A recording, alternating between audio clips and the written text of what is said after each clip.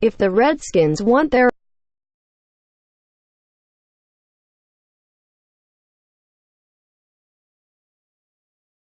own confetti shower, they should take a few notes from the Patriots and Eagles. Matty Meyer, Getty Images. It has been more than a generation, 26 years, to be precise, since the Washington Redskins reached the Super Bowl. For fans invested in the team's return, it was impossible not to view Sunday's conference championships without noticing what the Philadelphia Eagles and New England Patriots have that the Redskins lack. The conclusion was twofold and doubly dispiriting. The 2017 Redskins, that finished 7-9, are far more than one position away from contending for an NFC championship. And no matter how many holes Washington's front office plugs, it's doubtful the Redskins will reclaim their fading NFL glory until business decisions no longer trump football ones. On the field, they lack a punishing running game. The Eagles utterly dismantled the Minnesota Vikings' vaunted defense on the surprisingly accurate arm of backup quarterback Nick Foles, who was 26 of 33 for 353 yards, 3 touchdowns and no interceptions.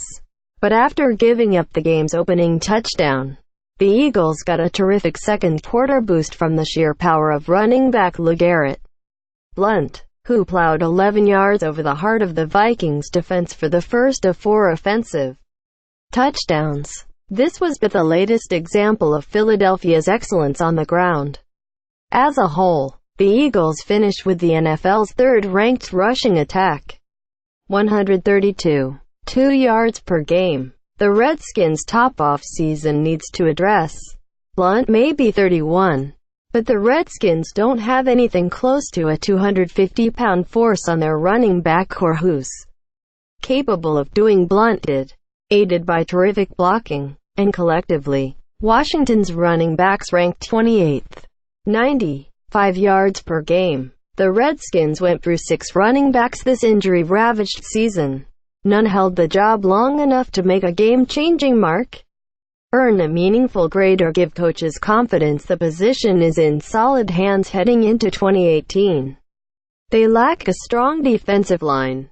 Eagles defensive end Chris Long set in motion the early shift in momentum, getting a mitt on Vikings quarterback Case Keenum to force the interception that Patrick Robinson returned 50 yards for the Eagles' first touchdown. The Vikings didn't score again, falling 38-7, with Keenum finishing 28 of 48 for 271 yards and 3 turnovers to offset the 1 touchdown. Against the run, the Eagles held the Vikings, a team that averages 122.3 rushing yards per game, 7th in the league, to just 70 Sunday. The Patriots are in a familiar spot heading back to the Super Bowl. While the Redskins' defensive line was helped by the addition of rookie Jonathan Allen, his mid-season foot injury underscored the need for more help up front.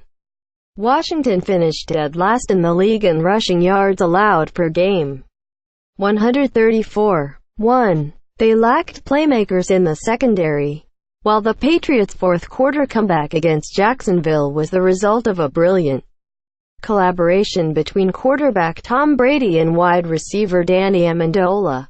It was New England cornerback Stephen Gilmore who clinched the victory, facing a 4th and 14 with less than 2 minutes remaining, his Jaguars trailing by 4.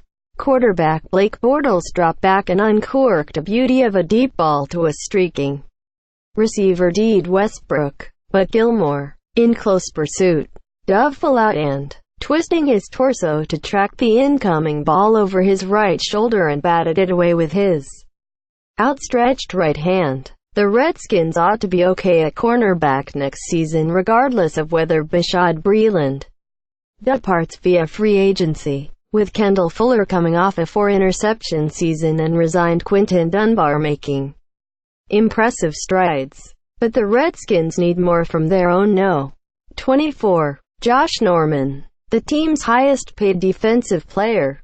They likely need another safety, too, and they need more speed, aggressiveness and big plays at nearly every position on defense. Off the field, they've lacked high-impact additions. If any coach will give Los Angeles Rams' Sean McVay a run for NFL Coach of the Year honors, it's Philadelphia's Doug Peterson, who weathered the loss of his starting quarterback, Pro Bowl left tackle and starting middle linebacker to return the Eagles to the Super Bowl for the first time since the 2004 season. But when NFL Executive of the Year honors are doled out, Philadelphia's Howie Roseman should be in the running. Roseman was aggressive on the right things this season and last. Not only did he sign Long and Blunt, members of the Patriots' Super Bowl 51 championship team, during free agency, but on the eve of the NFL's late October trading deadline, when most teams sit on their hands, Roseman traded a fourth-round pick for Miami's Jay Ajayi to bolster the Eagles' running game, combined with the decision to move up in the 2016 NFL Draft to take quarterback Carson Wentz, second overall. Roseman appears to have the Eagles well-positioned for years to come. Washington has many off-season needs and the Kirk Cousins contract drama will shape them all. That's unwelcome news for the Redskins, who, by contrast, appear on the brink of losing starting quarterback Kirk Cousins because of their half-hearted contract offers to date and have a glut of unproven backs following an injury-prone season.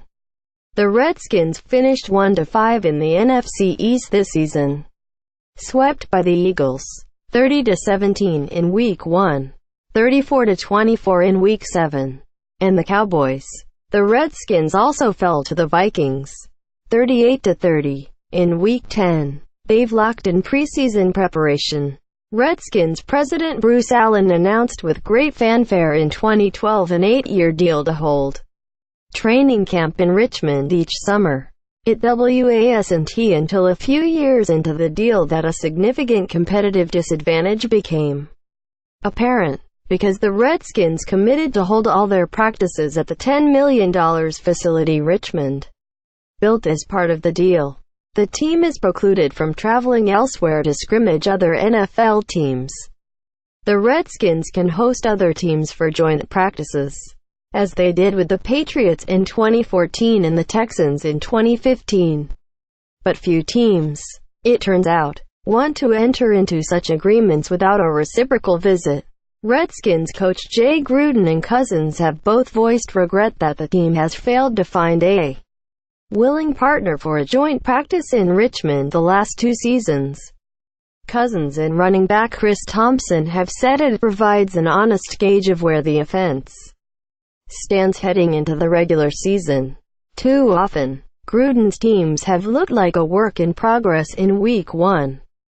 During Sunday's AFC Championship, the value of such joint practices was discussed in the CBS booth by quarterback-turned-analyst Tony Romo and his broadcast partner Jim Nantz, who reminded viewers that the Jaguars had traveled to New England's practice facility for 2 joint practices in August. At that point, the Jaguars led 7-3, and Romo suggested that the experience of facing Brady had helped the Jaguars' secondary. You start to figure out strengths, weaknesses, in a joint practice, Romo said. Nantz agreed. Some of the off-factor had been taken away. That off-factor, of course, returned with the Patriots' fourth-quarter comeback. While no NFL team can replicate Brady's value at quarterback, smart teams can take a cue from the Patriots' preparation.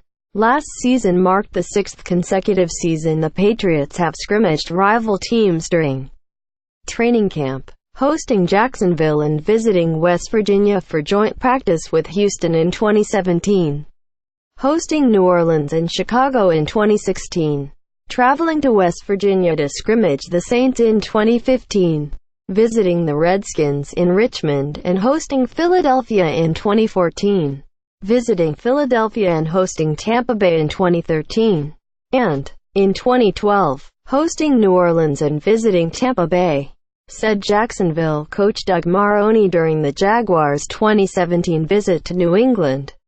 It gives us a good feel for where we are. Read more from the Post. The Eagles are not afraid of pretty boy Tom Brady and the Patriots. The Jaguars are not alone in noticing the Patriots had just one penalty.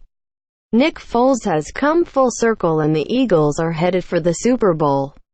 Things got a little weird in Philly with bloody fans and greased light poles. Super Bowl trip drives Eagles Zach Ertz and his soccer star wife Julie Ertz to tears.